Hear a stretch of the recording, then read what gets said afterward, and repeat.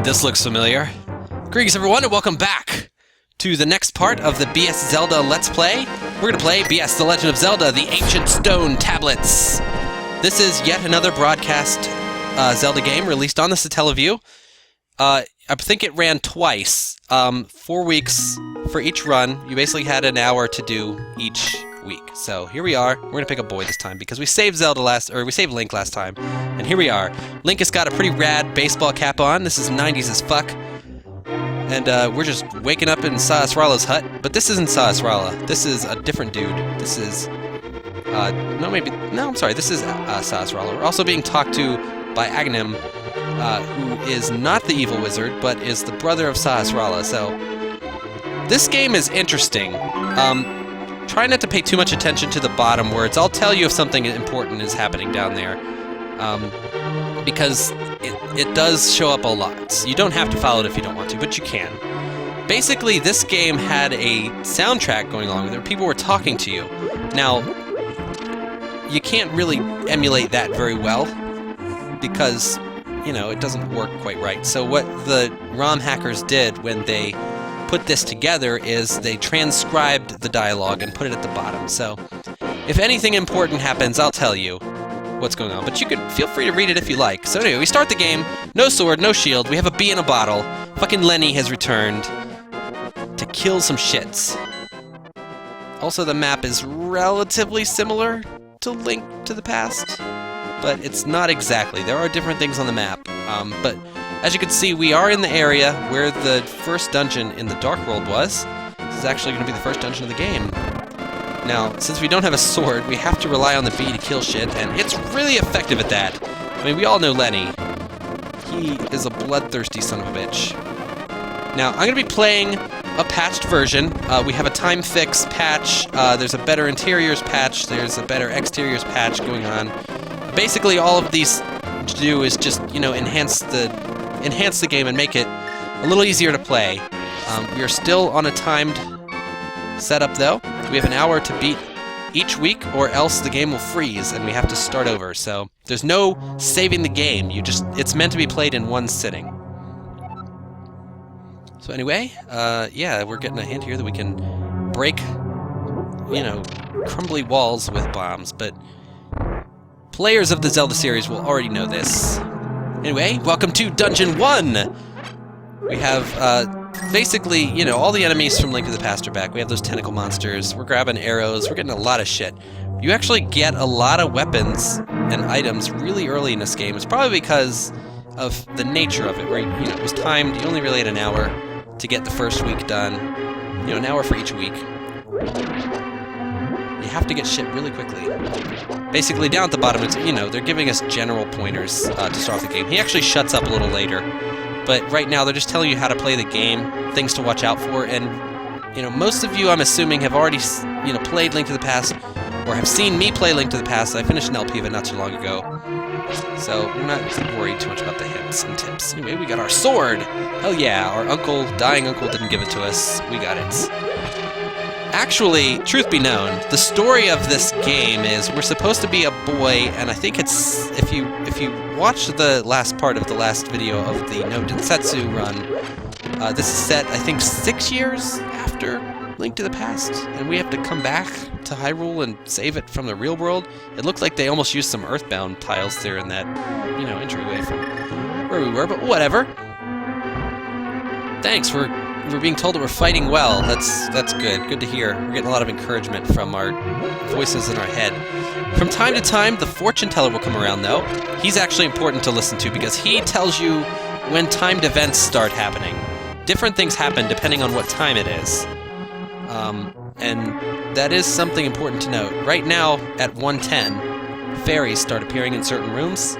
We can use them to heal, but, you know, the first part of this game is so easy. There's really no reason to heal whatsoever. Just bombing the shit out of walls, too. There's all kinds of stuff everywhere. Money! As you can see, my money counter goes all the way up into the 5-digit range. That's because this game was also based on points, and rupees were points. You could collect a lot of them, and I don't really remember, you know, if you win something or whatnot, but I'll have to research that and get back to you. as it were. But there's our shield. All right, we're just getting items left and right. Hell yeah. Anyway, we have a key, so we can move along. I'm lifting up a lot of pots because, you know, sometimes there's keys hidden. I will say something. The last run, the No Densetsu run, the third quest, I had actually played classic NES Zelda quite a bit, so I kind of knew what I was doing there. Here, I don't really know what I'm doing, because this isn't exactly a remake of Link to the Past. The dungeon layouts are very different, the overworld is different, per se. So this is almost a blind run.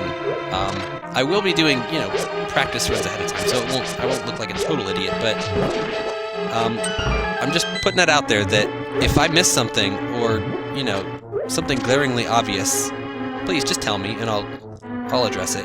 Don't go crazy Spurgler on me, but, you know, if I miss something obvious, please tell me. That being said, I am playing with a guide, not a guide that tells me how to beat it, but a guide that tells me what happens at what time. I'm only doing that so I don't miss any timed events, because there are some optional timed events that I kind of want to do. There are a couple opportunities to save Zelda on the overworld, things like that. We'll be getting into that, though, a little bit later. And hey, look, there's a big item down there. Pretty cool, if you ask me. We'll be getting that, though, shortly. This first dungeon is almost like a tutorial. It just gets you used to doing dungeons. But as you can see, I've got the skills to pay the bills. Fucking killing everything with one spin attack. Hat turned haphazardly to the back like I don't give a fuck. This is a rad Link for the 90s, man. He knows what's up. Yeah, I didn't really have to do that, but whatever. I'll just get out of here. Fucking tentacle monsters. I feel a little bit out of the element because this is technically where the first dungeon of the Dark World is, and I'm feeling weird because all the enemies here are very easy. That being, you know, remember though that we are at the very beginning of the game. We're getting a lot of arrows, and I'm trying to think, yeah, that's probably got something to do with what our main item is. Yep, it's the bow. Hell yes. All of you guys know that I love the bow. It's a cool weapon. It's actually pretty useful in this game, especially since they give it to you right off the bat. I love them for that. You have to wait, you know, a little while to get it in the original Link to the Past.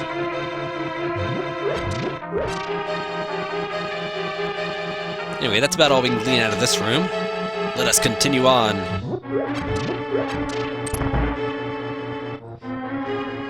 Alright, of course, arrows are a cool way to kill Stalfos, but throwing pots at them is still much more effective, mainly because it's a little bit more accurate for some reason. Whatever. Wherever there are dungeons, there are these guys! Or dungeons with arrows, I should say. Wake the fuck up, buddy. I want to stab you in the eye with an arrow. So we have the green ones. Later on, the red ones are going to show up too. If you remember from Link to the Past, the green ones take 1 hit, the red ones take 2. That's the only difference. Yep, there he is, our red one. Right now, our maximum arrow capacity is set to 40. There is a way that we can change that, though. There's actually going to be a guy in this dungeon here that we can pay off to increase our arrow counts. Yeah, checking the map is always a good idea, because pretty much reveal where there are bombable walls. Not like that pretty useless map in the third quest. Money! Oh, we're getting another message down below, receiving another transmission. Not really worried about what it says, but see, I'm paying attention now to what it's saying, but basically we're getting another vision from the seer, from the fortune teller. He's going to tell us what the next timed event is. And we got the Pegasus boots! Holy shit! Items everywhere. The Pegasus boots in this game own, I gotta say. I'll show you a little bit later what they do. This guy, though, is the guy I was talking about, where we can pay him off, and we can carry 10 more arrows. Hell yeah. Oh, the timed event now is killing every monster will drop rupees. So if I really wanted to, I could leave the dungeon, kill some enemies, and farm rupees, but fuck that, I don't care about money. I'm gonna kill this boss. So, yes, a lot of the bosses are recycled from Link to the Past, just like, you know, a lot of the other resources, obviously. This boss is no different from the fight in Link to the Past, although in the original, I believe the blue statues took 1 hit from arrows. Here, it takes 2 to kill them and 3 to kill the red one. I don't know why I'm sorting it, because sorting it is... Everyone knows that's the wrong way. Fucking shoot with arrows. Hell yes! And actually, just as I kill it, it's about to be 116, and I'll tell you what happens at 116 in just a moment. Right now, we've got a stone tablets, which, if you remember from the namesake of the game, ancient stone tablets, we have to collect them all. Yeah, I'm pretty sure it does have a significance. Anyway, 116, as you can see, we have an infinity mark on our arrows. We now have infinite arrows after beating the boss, where that would have been useful. Oh well. Don't get too excited, though. They don't last forever. Later on, I think it's at 122 or something like that, the infinite arrows wear off, so... This game is really cool, I gotta say. It's a much better, you know, much better than the third quest, because a lot of the tine events are really cool. Anyway, there's the seer that has been talking to us. I'm coming over here to do a little stuff, because I don't want to cut off the guy who's talking at the bottom. Because that's just rude. Anyway, look at the Pegasus boots. I can turn while I'm running! Oh my god, that's awesome. I can run everywhere. I don't know if that's because, since there's a timed nature of the game, they want to give you a way to travel around faster, or what, but all I know is it's fucking awesome, and I'm probably going to be running around everywhere now. Anyway, bombing the back wall here in Saraswara's house will net us 60 rupees, and a piece of hearts. Nice. Anyway, the guy down there at the bottom shut up, so I am going to end it right about here. I'll see you guys next time for part 2. This is going to be fun. Later.